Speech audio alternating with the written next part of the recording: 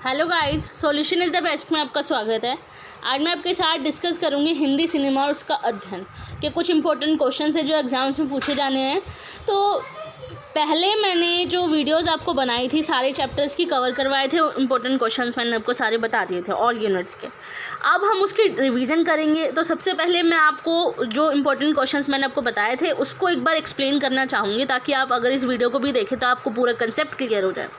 उसके बाद जो 2-3 टॉपिक्स रह गए थे मैं वो क्लियर करवाऊंगी आपको, और कुछ शॉर्ट नोट्स जो एग्ज़ाम से पूछने के चांसेस हैं तो वो टॉपिक्स भी मैं आपको कुछ कवर करवाऊंगी।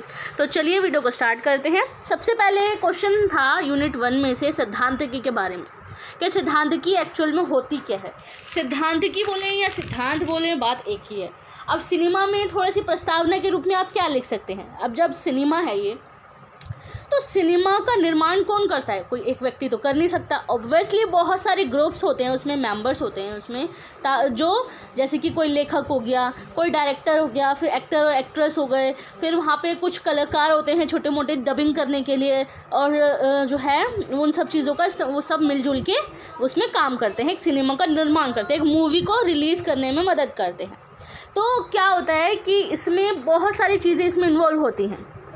कहानी, कोई कविता, किसी जो है किसी की लाइफस्टाइल से जोड़ते हैं उसे, उसमें जितने भी गाने होते हैं, गीत संगीत होते हैं, तो उसका सब कुछ उसमें इन्वॉल्व किया जाता है। लेकिन पहले के टाइम पे जो मूक फिल्म बनी थी राजा हरिश्चंद्र, उसमें ऐसा कुछ भी नहीं था। सिर्फ मतलब कि उसमें ध्वनि मुद्रित थे, मतलब कि उसमें सिर्फ एक्शंस वगैरह को उसमें कैमरे के आगे रखा जाता था। लेकिन अब क्या होता है, उसमें गीत संगीतों का इस्तेमाल किया जाने लगता है, डायलॉग्स वगैरह का इस्तेमाल किया जाने लगता है। तो उससे क्या होता है कि इसमें जितने भी लोग होते हैं उसमें महत्वपूर्ण भूमिका निभाते हैं।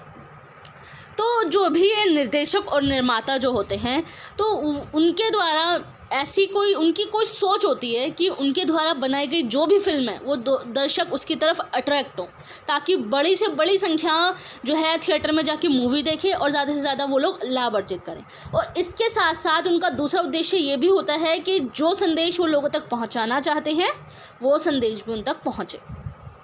तो इसी के बिहाफ पे अगर हम देखें, कई निर्माता, कई निर्देशक ऐसे होते हैं जिन्होंने अपने जनजीवन में बहुत सारे, मतलब कि एक ही संदेश बार बार, एक ही सिद्धांत जो है बार बार दर्शकों तक पहुंचाते रहें। अब सिद्धांत क्या होता है, सिद्धांत का मतलब क्या होता है, सबसे पहले ये जानते हैं।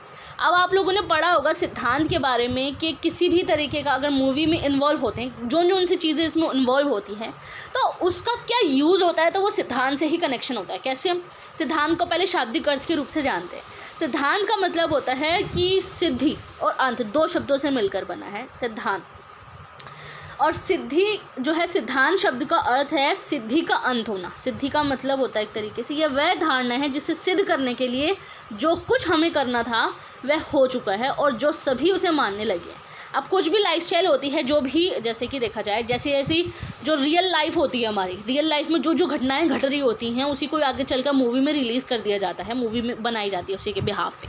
अगर हम करंटली मूवीज़ को देखें, जैसे कि एग्जाम्पल के रूप में जो है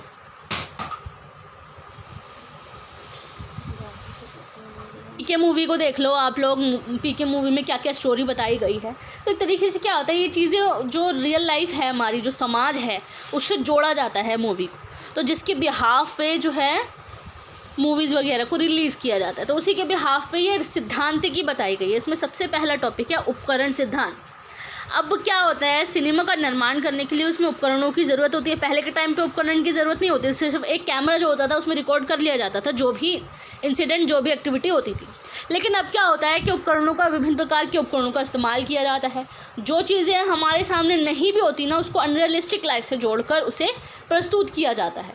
एक तरीके से एनिमेशन मूवीज़ होती है, एडवेंचर में जो देखा गया है, पहाड़ों से कूदना, वो सब जंगली जानवरों से मिलना। अब हर कोई एक्ट्रेस के साथ रियल लाइफ में अगर ये होता है तो कोई एक्ट्रेस नेक्स्ट मूवी में तो काम नहीं कर सकता। इसलिए एक तरीके से क्या होता है, एनिमेशन के ज़रिए उन लोगों को दिखाया जाता है।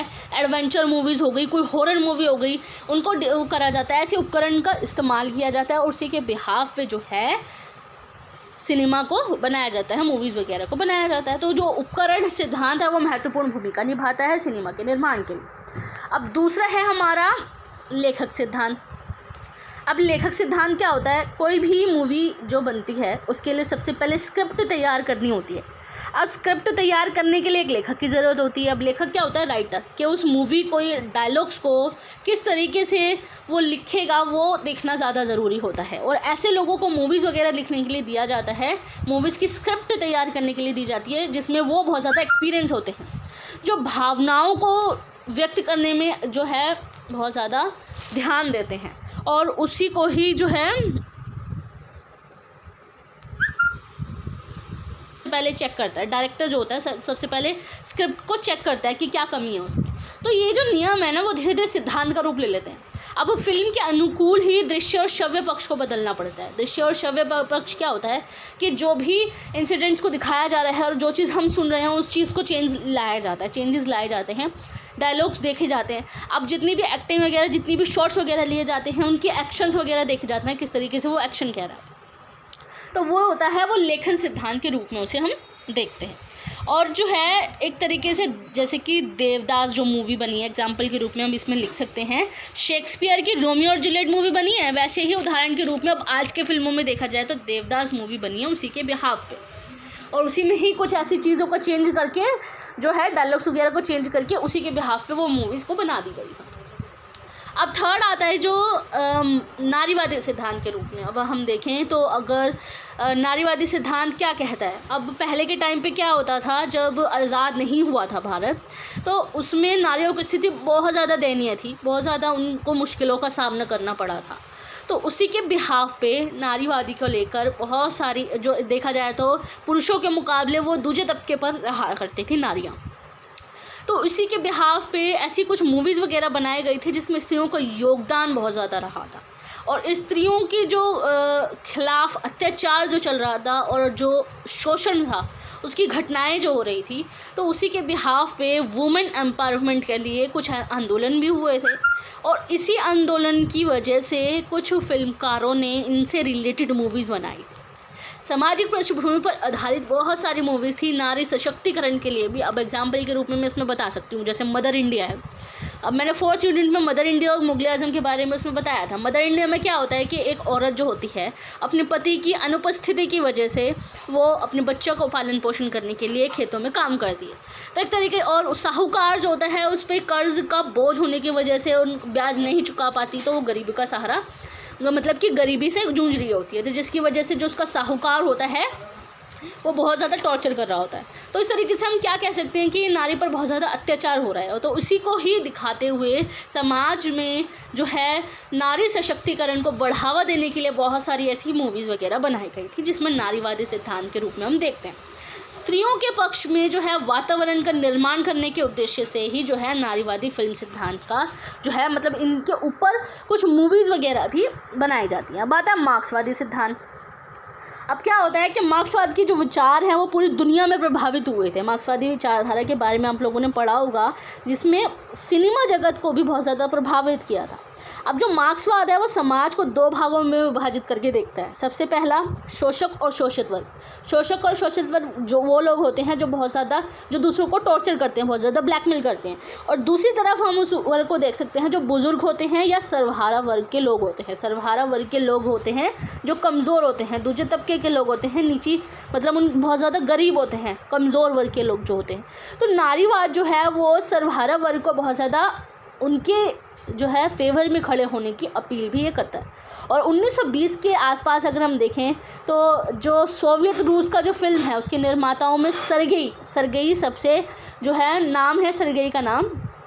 तो उन्होंने सबसे पहले मार्क्स के विचारों को फिल्मों में ढालने की शुरुआत की थी, और धीरे धीरे देखा जाए तो भारत में भी इन सब चीज़ों को देखा गया था। कमज़ोर वर्ग के लोगों को फिल्मों के ज़रिए दर्शाया गया था कि समाज एक्चुअल में है क्या। अब नेक्स्ट है दर्शन शास्त्र सिद्धांत। अब दर्शन शास्त्र सिद्धांत क्या होते हैं? जो सत्य और प्राकृतिक सिद्धांतों की व्याख्या करते हैं। प्राकृतिक सिद्धांत कौन से होते हैं? जो नेचुरली होते हैं, एक तरीके से कि जिसमें कोई चेंजेस वगैरह नहीं किए जा सकते। हम जो समाज द्वारा जितने भी बनाए गए रूल्स एंड रेगुलेशंस हैं वो नहीं होते हैं। जो प्राकृतिक जो है हमें मिले हुए होते हैं, उन सिद्धांतों की व्याख्या ये करता है। जो फिल्में होती हैं वो सत्य, अच्छाई, धर्म, सेवा, कर्तव्य, राष्ट्र, तो इन सब का ही सिर्फ चित्रण नहीं करती, बल्कि एक तरीके से प्रचार प्रसार भी करती है इन लोगों का। एक तरीके से लोगों की जो मेंटालिटी है उसको बदलने के लिए भी ये मदद करती है। और ये जो दर्शन शास्त्र के कुछ मूल्य मैंने बताए थे, दर्शन शास्त्र के मूल्य कौन कौन से हैं, जिसमें मानवता आती है, मूल्य, सेवा करना, धर्म, तो ये सब क्या होते हैं कि इन मूल्यों के खिलाफ जाती हुई कोई भी मूवीज़ इन मूल्यों के खिलाफ नहीं जाती है। लंबे समय तक देखा जाए तो दर्शकों का जो है अपना प्रभाव छोड़ती है दर्शकों पर। देखा जाए तो अगर ये जो मूवीज़ हैं, धर्म के आधार पर भी बहुत सारी मूवीज़ बनाई जाती हैं। कुछ एक्शन मूवीज़ होती हैं जो दिखाया जाता है उसमें किस तरीके से लोगों पर टॉर्चर किया जाता है, छोटे तबके के लोगों पर इंसानियत भी दिखाई जाती है, काफ़ी सेवा करी जाती है लोगों में। ऐसी मूवीज़ वगैरह उसमें दिखाई जाती है जिसके बिहाफ पर जो है मूवीज़ वगैरह को बनाई जाता है। अब आता है नव यथार्थवाद। अब यथार्थवाद शब्द की विकसित नव यथार्थवाद का संबंध कला और साहित्य के क्षेत्र से। कला और साहित्य के क्षेत्र के रूप में हम देख सकते हैं, कलाकारियाँ वगैरह दिखाते हैं। इसका प्रभाव अगर हम देखें तो सिनेमा पर बहुत ज़्यादा पड़ा था नव यथार्थवाद का। समाज जैसा ही है वैसा प्रस्तुत करना, वैसा ही चित्रण करना यथार्थवाद कहलाता है, और उसी से ही निकला है नव यथार्थवाद। उसमें क्या होता है कि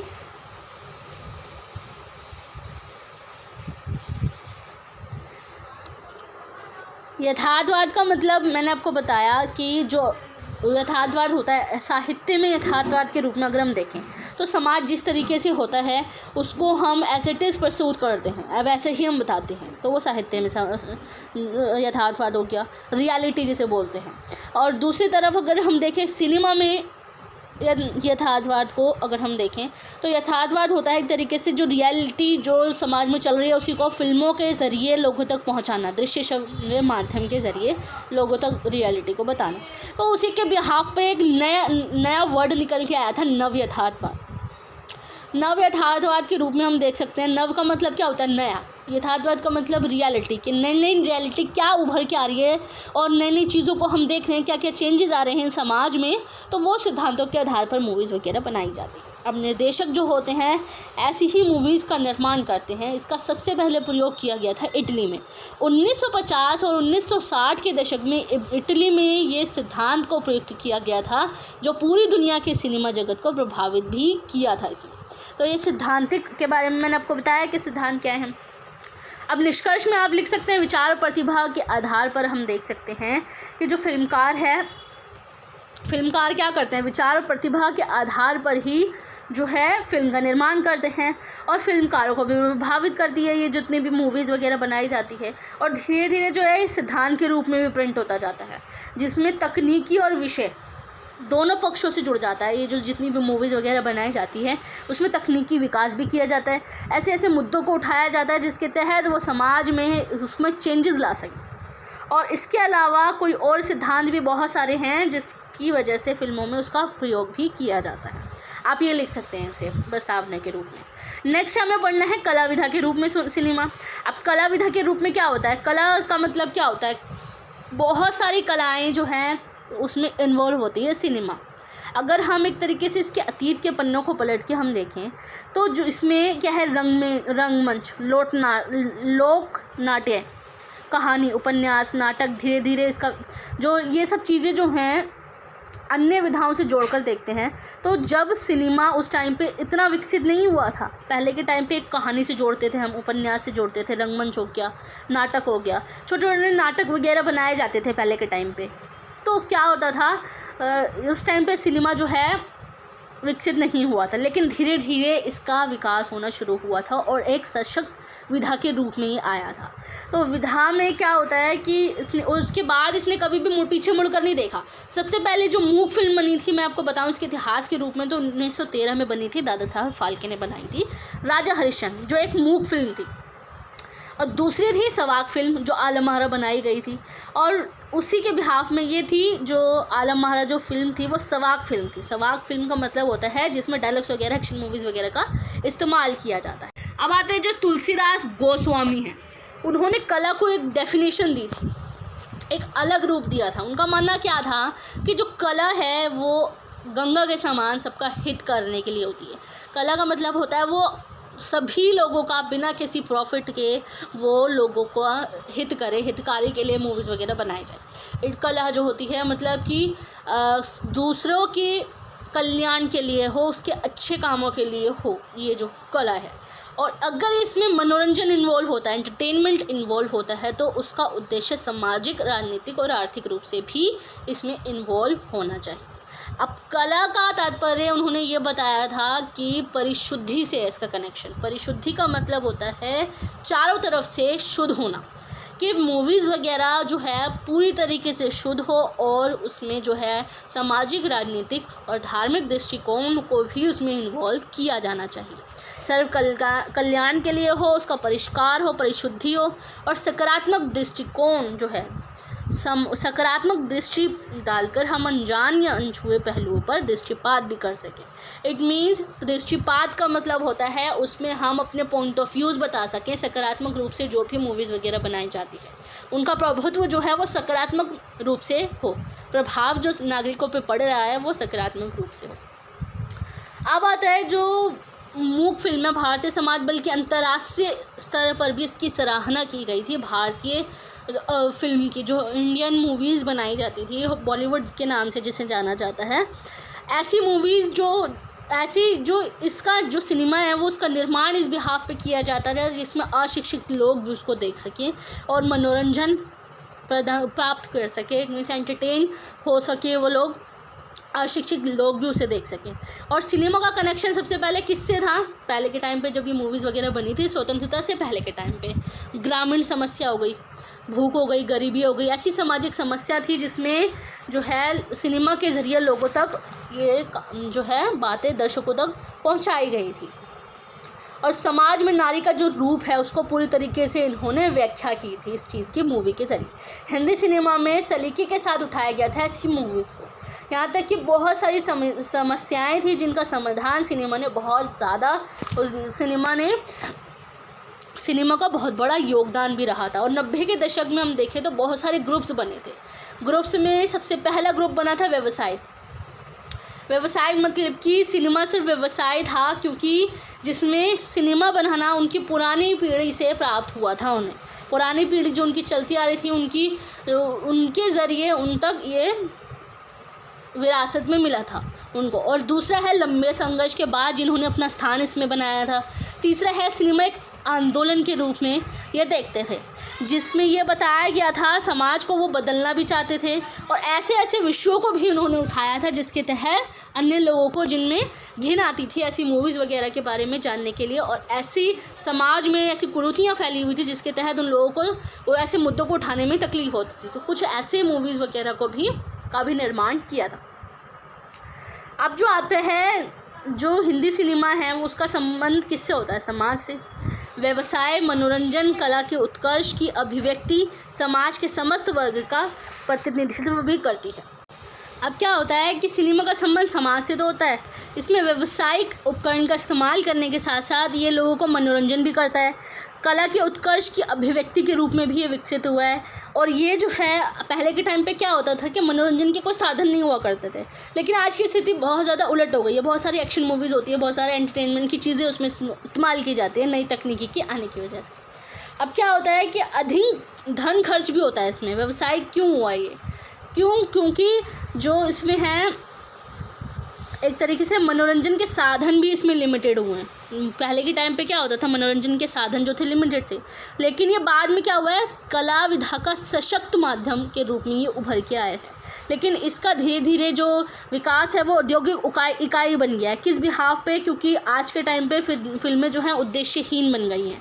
आज के टाइम पे क्या होता है कि सब लोगों का ये उद्देश्य होता है कि मूवी जो है व्यवसायिक से कनेक्शन है इसका। व्यवसायीकरण क्यों है इसका? क्योंकि जितनी भी इन्वेस्टमेंट मूवीज़ वगैरह में की जाती है, जितनी भी तोड़ फोड़ का खर्चा, जितनी भी मूवीज़ वगैरह होती है एक्टर्स को देने के लिए, जितनी भी इन्वेस्टमेंट की जाती है एक फ़िल्म को बनाने के लिए, तो वो सोचते हैं कि उससे कई ज़्यादा हमें उसका प्रॉफिट हो, लाभ के साथ जो पूंजी है वो वापस आए। तो जिसके बिहाफ पे फिल्में जो आजकल की हैं वो उद्देश्यहीन हो गई है। और उसी के बिहाफ पे अगर हम देखें तो चरित्र, राष्ट्र, धर्म, नवयुवा पीढ़ी पर नकारात्मक प्रभाव छोड़ती जा रही है। और इसी के बिहाफ पे देखा जाए अगर हम, और जो है इनका पतन होता जा रहा है पूरी तरीके से, चरित्र का, राष्ट्र का, धर्म का और नवयुवा पीढ़ी का। अगर हम इसका सकारात्मक पक्ष देखें, सकारात्मक पक्ष में क्या है कि पूर्ण समुदाय के लिए हितकारी सिद्ध हुई है ये कला विधा के रूप में। अगर हम इसके सकारात्मक चीज़ों को अपनाएं तो इसकी तरीके से हम देखें तो पूरे समुदाय के लिए हितकारी है। अगर नकारात्मक चीज़ को, क्योंकि क्या होता है कि जो भी सिनेमा का निर्माण किया जाता है आज के टाइम पे, उसमें नकारात्मक और सकारात्मक पहलू दोनों ही होते हैं। अगर हम नकारात्मक पहलू को अपनाएंगे तो जाहिर सी बात है वो नेगेटिव इम्पैक्ट पड़ेगा हम पर। अगर हम सकारात्मक पहलुओं को अपनाएंगे तो वो पूरे समुदाय के लिए भी हितकारी हो सकता है। अब थर्ड क्वेश्चन है समानांतर सिनेमा या नई लहर सिनेमा जिसे बोला जाता है, जिसे हम आर्ट फिल्म या कला सिनेमा के रूप में भी हम देख सकते हैं। तो इसके बारे में भी पूछा जा सकता है, जिसमें हम देखें तो व्यावसायिक सिनेमा की मुख्य धारा का वैकल्पिक रूप है। ये मुख्य धारा का वैकल्पिक रूप है और भारतीय सिनेमा में एक विशेष आंदोलन बन के उभरा है। आंदोलन उभर के इसलिए क्योंकि एक जैसी मूवीज़ इसमें बनाई जाती है, ऐसी मूवीज़ जो समाज के मुद्दों को उठाया जाता है। समानांतर सिनेमा बोलें या फिर एक तरीके से हम इसे कला फिल्म भी बोलते हैं, जो उसका उद्भव और विकास के रूप में अगर हम देखें तो 1920 से 1930 के दशक में जो एक मूवी बनाई गई थी, सबसे पहली फिल्म थी 1925 में सावकारी पाशी, जो एक मराठी फिल्म थी। उसके बाद बनाई गई थी 1938 में दुनिया ना माने, ये एक मराठी फिल्म थी। उसी का ही चेंजेस कर करके फिर एक हिंदी हिंदी लैंग्वेज पे बनाई गई थी दुनिया ना माने। अब जो है शांताराम की एक मूवी ये बनी थी, शांताराम ने ये मूवी बनाई गई थी, सावकारी पाशवी और दुनिया ना माने। अब दुनिया ना माने में भारतीय समाज की स्त्रियों का वर्णन किया गया था, उसके शोषण और जो उनकी जो दुर्दशा थी उसके बारे में इस पर बताया गया था। और सावकारी पाश जो मराठी मूवी में बनी गई थी, ये जो थी मराठी में बनी थी, लेकिन इसको जो है कन्वर्ट करके हिंदी लैंग्वेज में एक मूवी बनाई गई थी 2 बीघा ज़मीन, जिसके तहत ये कहा गया था जो एक कंजूस जो और लोभी साहूकार है, उससे कर्ज लेता है एक किसान, और उसको चुकाने के चक्कर में वो गांव छोड़ के वो शहर चला जाता है अपनी जो है खेती, अपनी ज़मीन को बचाने के लिए। और जब वो लौटकर यहाँ पे आता है तो उस जगह पर फैक्ट्री वगैरह बनने के लिए जो है बनती हुई नज़र आता है और वो चुपचाप चला जाता है वहाँ से। तो ये पूरी स्टोरी थी, मैं आगे पूरी स्टोरी बताऊंगी कि क्या थी इसकी। तो दूसरी मूवी बनी थी दुनिया ना माने, जिस पे स्त्रियों की दुर्दशा पर बहुत ज़्यादा फोकस किया गया था। और 40 से 60 के दशक को हम सिनेमा की मुख्य धारा से हटकर अगर हम देखें तो समानांतर सिनेमा आंदोलन ने सिनेमा की मुख्य धारा को प्रभावित किया था।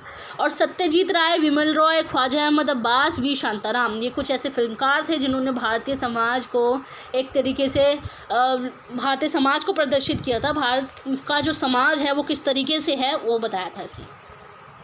अब भारतीय साहित्य से कथानकों को चुना था इसमें।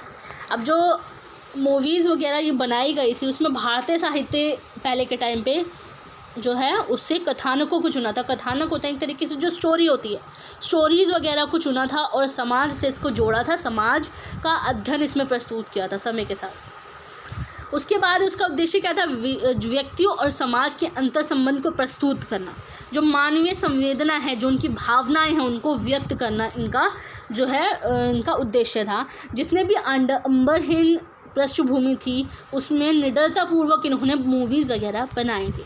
जो ये मूवीज़ होती थी कम बजट की होती थी, इसमें जो कलाकार होते थे वो छोटे मोटे कलाकार होते थे, प्रशिक्षु कलाकार होते थे। उसमें बड़े बड़े चमकदार जो चमकते धमकते आज के टाइम पे जो मूवीज़ में जो एक्टर और एक्ट्रेस होते हैं आजकल की मूवीज़ में नहीं होते थे पहले के टाइम पे। एक तरीके से देखा जाए तो रंगमंच के जो एक्टर्स होते थे, रंगमंच के जितने भी कलाकार होते थे, उन सबको उठा के ये लोग क्या करते थे, सामाजिक पृष्ठभूमि पर आधारित मूवीज़ वगैरह बनाते थे। अब जो इसकी कथा वस्तु होती थी, जो स्क्रिप्ट तैयार की जाती थी, वो जीवन से जुड़ी हुई होती थी, सत्य घटनाओं पर आधारित होती थी। नारी शोषण, कुरीतियाँ और सामाजिक समस्या जितनी भी थी, सांप्रदायिकता से रिलेटेड, आतंकवादी से रिलेटेड, भ्रूण हत्या से रिलेटेड, ये हमारे क्रूर प्रथाएँ वगैरह थी जिसके तहत मूवीज़ वगैरह बनाई जाती। पहले के टाइम पे क्या होता था, मनोरंजन का साधन नहीं था, जिसकी वजह से उद्देश्यपूर्ण मूवीज़ वगैरह बनाई जाती थी, उद्देश्य इनका पूरी तरीके से उसमें नज़र आता था। और साथ ही साथ देखा जाए तो हिंदी फिल्म बनी थी नीचा नगर, प्रथम कौन फिल्मोत्सव, ग्रेट प्राइज़ भी मिला था। प्रथम कौन फिल्मोत्सव जो है एक फेस्टिवल का एक तरीके से वो होता है जो भी अवार्ड्स वगैरह दिए जाते हैं उन लोगों को, प्रथम कौन ग्रेट प्राइज़ उनको मिला था। फ्रांस में ये आयोजित किया गया था इस मूवी को, नीचा नगर, जो 1946 में बनी गई थी। और इनका उद्देश्य क्या था कि मुख्य धारा की मनोरंजन प्रधान से ऊपर उसको हटाकर एक जैसी मूवीज़ वगैरह देखकर उसको हटा के दूसरी मूवीज़ को इसमें इन्वॉल्व करना, समाज से इसको जोड़ना, इनका ये था। ये जो मूवी बनाई गई थी जीवन की वास्तविक स्थितियों को सादगी से दर्शाया गया था इन मूवीज़ में, और इसमें केंद्र व राज्य सरकार की आर्थिक सहायता भी इन्वॉल्व हुई थी ताकि वो और ज़्यादा समाज को जो है इससे जोड़े, समाज में जितनी भी कुरीतियाँ हैं उससे समाज जो है वो जागरूक हो। दूसरी चीज़ आती है यहाँ पे, हम देखें विमल रॉय, 2 बीघा ज़मीन, जैसे मैंने आपको बताई थी 1953 में बनाई गई थी। अगर हम स्टोरी के रूप में देखें से सामंती और पूंजीपति लोग जो होते हैं उसके खिलाफ या आंदोलन के रूप में भी उभरा था। 2 बीघा ज़मीन में जैसे मैंने बताया, जैसे सावकारी पाश मैंने बताया था मराठी मूवी जो बनी थी, उसी को ही डबिंग करके हिंदी लैंग्वेज में बनाई गई थी, उसी से ही चेंजेस करके अलग अलग एक्टर्स को उसमें इन्वॉल्व करके ये मूवी बनाई गई थी 2 बीघा ज़मीन। जिसमें क्या होता था कि ज़मींदार बहुत ज़्यादा एक किसान पर बहुत ज़्यादा टॉर्चर करता था, क्योंकि किसान ने कर्ज़ लिया हुआ होता है और उसको ब्याज चुकाने के चक्कर में उसका घर, गरीबी, सब कुछ ख़त्म हो जाती थी, जिसकी वजह से एक अपनी ज़मीन छुड़ाने के चक्कर में, जो खेती की ज़मीन जो है उसको छुड़ाने के चक्कर में वो गाँव छोड़कर शहर चला जाता है, मिल मजदूरी करने पर मजबूर हो जाता है। तो जिसकी वजह से जब वो वापस आता है तो देखता है अपनी ज़मीन पर एक कारखाना बनते हुए नज़र आता है, क्योंकि वो गरीब होता है, इसकी वजह से वो कुछ नहीं एक्शन ले पाता और अपने आप ही अपनी गठरी वगैरह बांध के वहाँ से अपनी बीवी और बच्चों को लेकर चला जाता है। तो ये मूवी जो है, इसको भी फ्रांस जो पुरस्कृत किया गया था, से जो फ्रांस में फेस्टिवल जो आयोजित किया गया था उसके तहत ये मूवी को बहुत ज़्यादा पुरस्कृत भी किया गया था। और 1960 में भारतीय सरकार ने 1970 में प्रकाश डाला। इट मीन्स कि 1960 है उसमें भारत सरकार ने भी भारतीय जीवन पर आधारित मूवीज़ बनाने के लिए इन लोगों को जो है वित्तीय सहायता भी की थी। और उस समय के अधिकांश फिल्म जो थे वो निर्देशक भारतीय फिल्म और टेलीविज़न संस्थान पुणे के स्नातक थे, ग्रेजुएट थे, जिसके तहत वो ऐसी मूवीज़ वगैरह के बारे में जानते थे, इस तरीके से उन मूवीज़ को बनाया जाएगा। और 1970 और 1980 के दशक में देखा जाए तो हिंदी सिनेमा के क्षेत्र में समानांतर सिनेमा बहुत ज़्यादा प्रकाश में आई थी।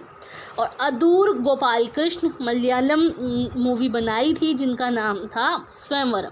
और 1990 में फिल्म के निर्माण की लागत बहुत ज़्यादा हुआ करती थी, तो उसकी वसूली ना होने की वजह से काफ़ी लोग इस मूवीज़ को बनाने के लिए बहुत ज़्यादा डरते थे।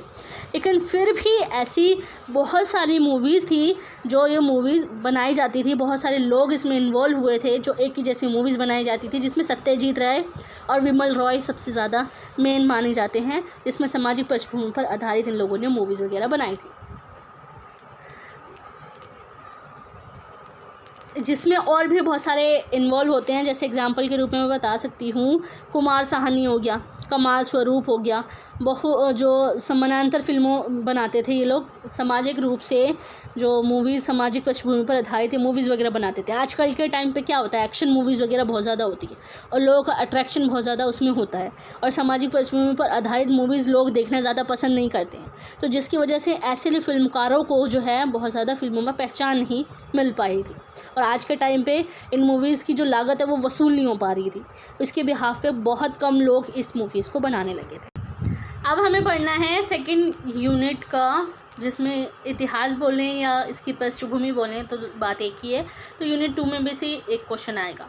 तो पृष्ठभूमि के रूप में अगर हम देखें तो हिंदी सिनेमा जो है वो बॉलीवुड जिसे बोला जाता है, 19वीं सदी में इसकी शुरुआत हुई थी, जिसने सबसे पहले ल्यूमियर बंधुओं ने स्टार्टिंग करी थी 7 जुलाई 1896 में, जो मुंबई के वाटसन होटल में इन्होंने प्रदर्शन किया था अपनी मूवीज़ वगैरह का, और जिसकी वजह से इन इसके प्रदर्शन को हरिश्चंद्र सखाराम भाटवड़ेकर इन्होंने जो है ल्यूमर्स बंधुओं के प्रदर्शनकारी जो एक्टिविटीज़ वगैरह कर रहे थे उनको देखा था। और सबसे पहले इन्होंने मूवी को जो शूट किया था मुंबई की हैंगिंग गार्डन में प्रस्तुत किया गया था। ये एक मूवी थी जिसका नाम था द रेसलर, जो 1899 में प्रदर्शित की गई थी।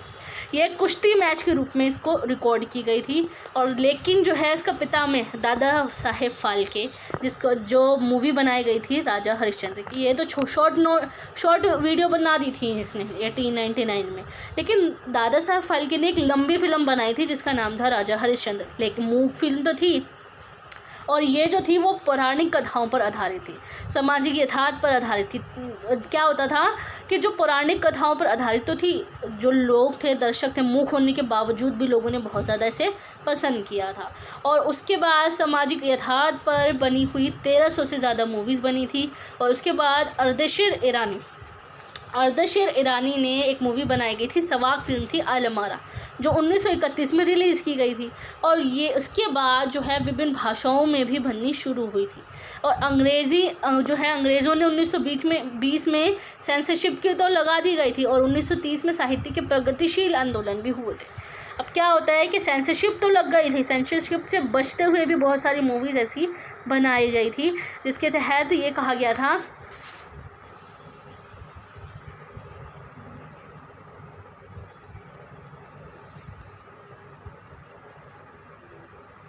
में या जो है मतलब देश के लिए, देश प्रेम के लिए ऐसी कोई मूवीज़ वगैरह नहीं बनाई जाएगी। तो ऐसी निगरानी वगैरह उस पर रखी जाती थी ताकि लोग उसकी आकर्षित ना हो उसकी तरफ, और जो है स्वतंत्र होने के लिए बहुत ज़्यादा वो संघर्ष ना कर सकें, इसलिए ऐसी मूवीज़ वगैरह पर प्रतिबंध वगैरह लगाए गए थे। तो फिल्मों का सामाजिक विषय बनाकर भी इसका इस्तेमाल किया जाने लगा था। और जो है नए युग की शुरुआत हुई थी, द्वितीय विश्व युद्ध। क्या हुआ था कि इसमें नए युग का आरंभ हुआ था। क्या हुआ था, शुरुआती दशक है उसमें फिल्म निर्माण के लिए बहुत सारी कंपनियां थी, बहुत सारे स्टूडियो थे, स्थापित किए गए थे। अंग्रेज़ों ने इन पर बहुत ज़्यादा प्रतिबंध भी लगाया गया था। और 1930 के दशक के बाद साहित्य के प्रगतिशील आंदोलन के प्रभाव ने भी यथार्थवाद की अभिव्यक्ति पर बल दिया था, जिसका असर फिल्मों पर भी देखने को मिला था। और स्वतंत्रता प्राप्ति से पहले बहुत सारे प्रतिबंध लगे हुए थे और आज़ादी की लड़ाई को फिल्म बनाकर विषय बनाकर प्रस्तुत करना बहुत ज़्यादा मुश्किल था। लेकिन सामाजिक विषय पर बनाने मूवीज़ जो थी वो बनाई जा सकती थी। और उसी के बाद अगर हम देखें जो नए युग का जन्म है, ये हेडिंग के रूप में अगर हम देखें तो द्वितीय विश्व युद्ध जब हुआ था उस टाइम पर बहुत ज़्यादा फिल्मों में गिरावट आनी शुरू हुई थी। और मूल रूप से आधुनिक भारतीय फिल्म उद्योग का जन्म हुआ था 1947 में। अब इस अवधि में क्या हुआ था कि फिल्म उद्योग में उल्लेखनीय और उत्कृष्ट परिवर्तन हुए थे। उल्लेखनीय और उत्कृष्ट मतलब कि बहुत सारे इसमें चेंजेस आए थे, बहुत सारे जो है तब्दीलियां आई थी इसमें, जिसमें सत्यजीत राय और विमल राय जो मूवीज़ वगैरह इन्होंने सबसे ज़्यादा सामाजिक पृष्ठभूमि पर आधारित मूवीज़ बनाई थी, जिसमें निचले वर्ग के अस्तित्व को और दैनिक दुखों के बारे में चित्रण किया था। और इसी के बिहाफ पे मैंने जैसे एग्जाम्पल के रूप में 2 बीघा ज़मीन बताई, मदर इंडिया बताई, ऐसी मूवीज़ वगैरह बननी शुरू हुई थी। अब आता है 1950 से 1960 के दशक में, जिसे स्वर्ण युग के रूप में भी देखते हैं। अब इसमें गीतों का निर्माण हुआ था, गीतकार, संगीत निर्देशक, कलाकार, इनके अंतर्गत ये सब इसमें कलाकारों का इसमें निर्माण हुआ हिंदी सिनेमा के अंतर्गत। गीतों की उपस्थिति ने अंतर्राष्ट्रीय फिल्मों की तुलना में भारतीय फिल्मों को एक बहुत ज़्यादा स्पेशल जो है स्ट्रक्चर दिया था, स्पेशल रूप दिया था इसे। और उसी के बिहाफ पे जो है कलाकारों का जो है गीत संगीत वगैरह इसमें इन्वॉल्व हुए थे। अब इसी में जो है मसाला फिल्मों का खोजकर्ता भी शुरू हुआ था, जो 1970 के दशक में इस्तेमाल किया जाने लगा था। इसमें क्या हुआ था कि सबसे प्रमुख और सफल निर्देशक मनमोहन देसाई ने, कई लोगों ने मसाला फिल्मों के जनक के रूप में भी इन्हें देखा था। सफल निर्देशक कौन थे? मनमोहन देसाई।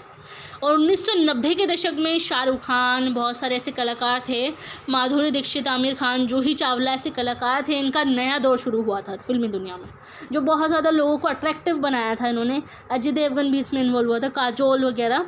तो ये क्या थे कि 90s के टाइम पे ये मूवीज़ वगैरह बनाते थे और लोगों को अट्रैक्ट करते थे अपनी तरह। और इसी में ही नई तकनीकों का इस्तेमाल भी किया जाने लगा था। नई शैलियों ने भी बहुत ज़्यादा इसमें महत्वपूर्ण भूमिका निभाई थी और फिल्मों उद्योग को उन्नति के शिखर पर पहुंचा दिया था।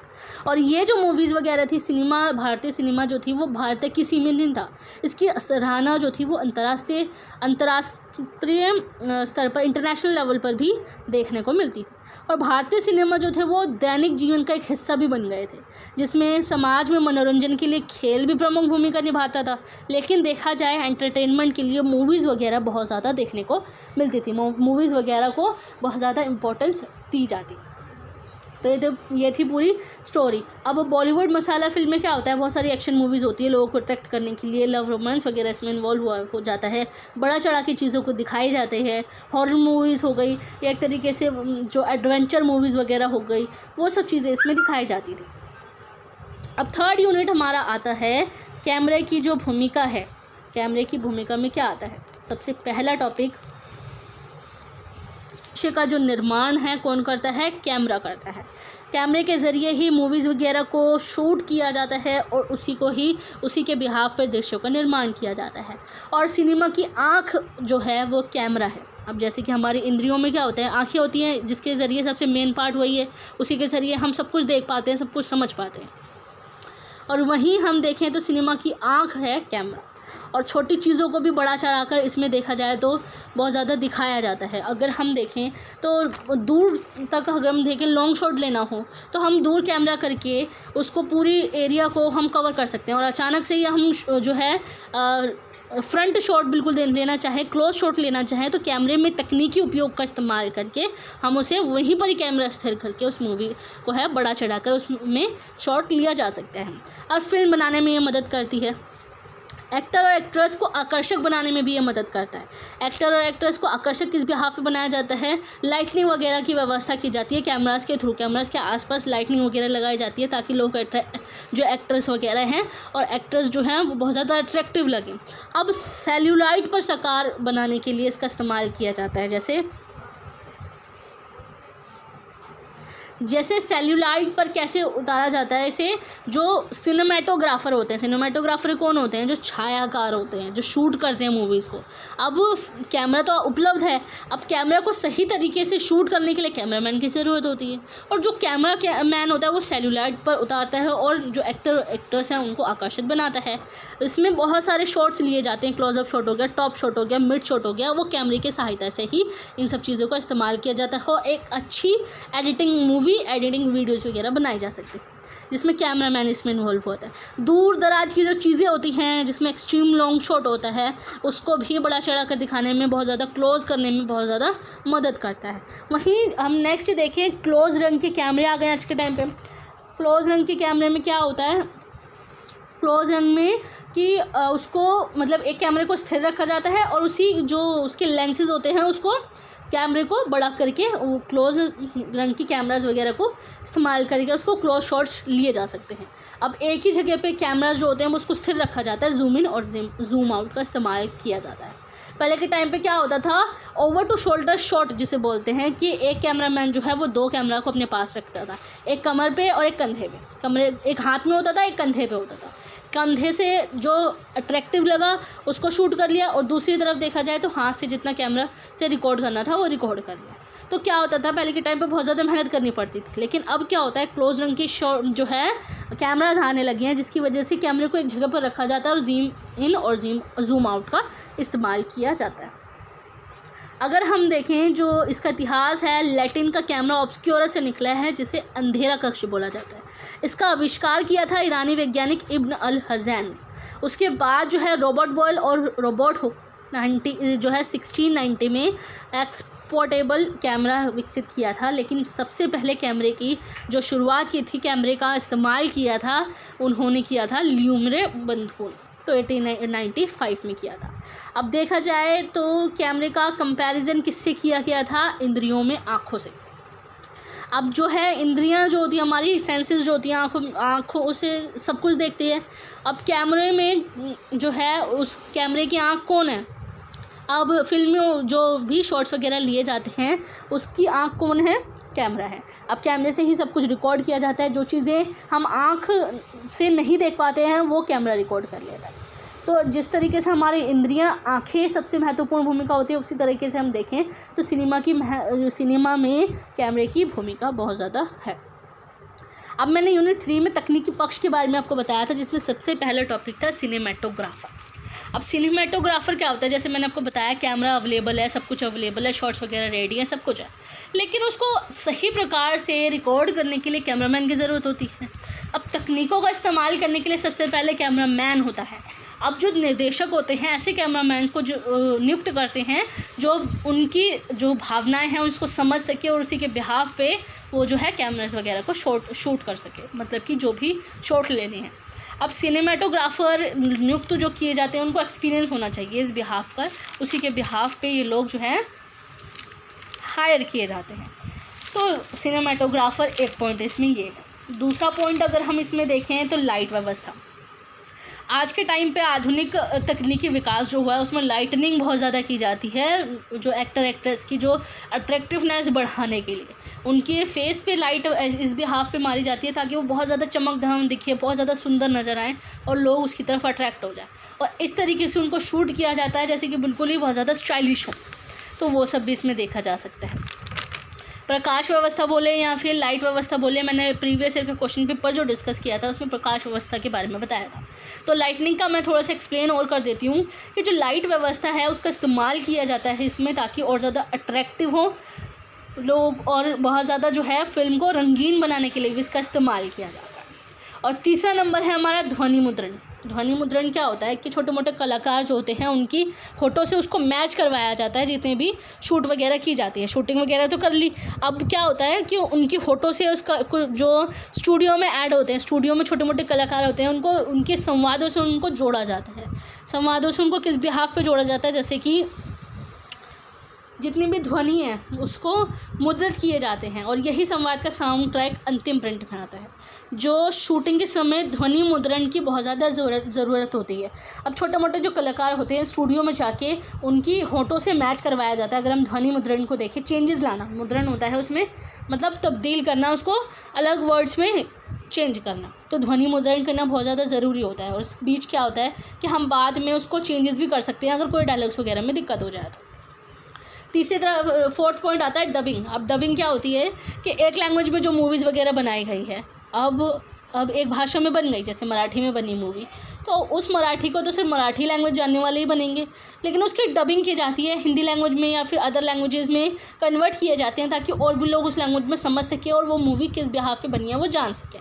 तो ये डबिंग वगैरह जो होती हैं, संवाद जो बोले जाते हैं कलाकारों से, उन संवादों को अलग लैंग्वेज में बुलवाया जाता है, उन्हीं डायलॉग्स को जो है फ़ोटो से मैच करवाया जाता है और डबिंग करवाई जाती है। कोई भी शॉट अगर उसमें गड़बड़ी हो जाए कोई भी वर्ड्स की, तो उसको बाद में हम चेंजेस करके उसमें एडिटिंग कर सकते हैं। अब नेक्स्ट आता है साउंड इफ़ेक्ट। अब डायलॉग्स वगैरह जो हम बोलते हैं सारे खाली डायलॉग्स बोलने से तो इफ़ेक्टिव नहीं हो सकता। ऑब्वियसली जो बैकग्राउंड वॉइस जो इसमें है उसमें डाली जाती है, इस बिहाफ पे डाली जाती है ताकि जो बैकग्राउंड वॉइस से लोग अट्रैक्ट हों बहुत ज़्यादा, इसलिए डाली जाती है। जैसे दरवाज़ा खोलने की आवाज़ आ गई, दरवाज़ा बंद करने की आवाज़ आ गई, बारिश की बूंदों की आवाज़ आ गई, या कुत्ते के भौंकने की आवाज़ आ गई, पीछे से गाड़ी जो है उसकी आवाज़ आ गई, हॉर्न की आवाज़ आ गई। ये सब क्या होता है, निर्देशक और प्रधान शब्द यंत्री के साथ साथ विचार विमर्श करके रिकॉर्ड करने की व्यवस्था करते हैं। ये जितने भी निर्देशक होते हैं वो चेक करते हैं कि किस तरीके से पीछे जो है डायलॉग्स को इस तरीके से बनाया जाता है ताकि उसके साउंड इफ़ेक्ट्स को उसमें ऐड किया जा सके, किस तरीके से वो डायलॉग्स बना के शॉट किया जाएगा। आजकल की मूवीज़ वगैरह देखोगे तो आजकल किसी हीरो हीरोइन की एंट्री होती है और उसको इस तरीके से दिखाया जाता है, उसमें म्यूज़िक ऐड कर दिया जाता है, साउंड ऐड कर दिया जाता है ताकि और ज़्यादा अट्रैक्टिव हो, लोग उसकी तरफ आकर्षित हों। तो ये मूवीज़ वगैरह बनाई जाती है तकनीक के पक्ष के बारे में।